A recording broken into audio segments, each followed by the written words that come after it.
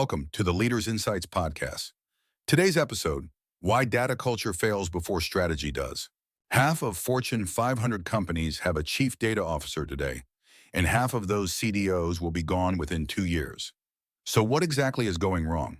The honest answer is that most organizations hired a CDO to solve a technology problem that was actually a people problem.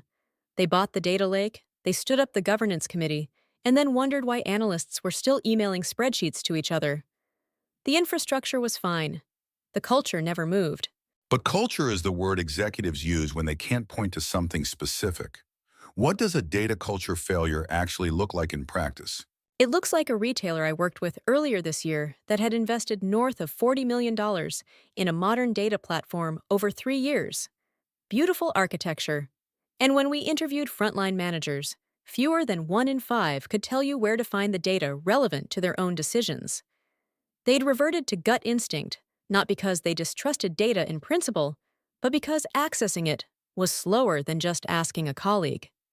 The culture had been declared from the top, but never designed from the middle. So the CDO announces the vision, the organization nods, and then nothing changes.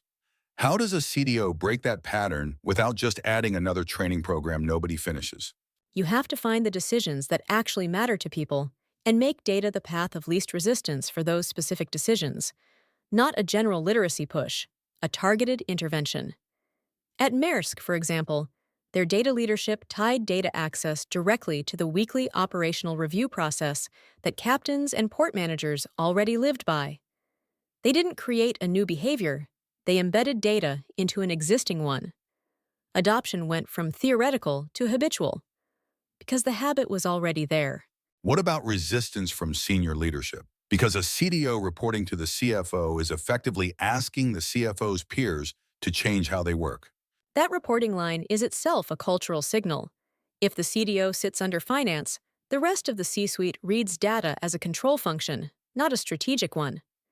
The CDOs who are having genuine impact in 2026 tend to have a direct line to the CEO, and more importantly, a mandate that includes the authority to say no to initiatives that bypass data standards.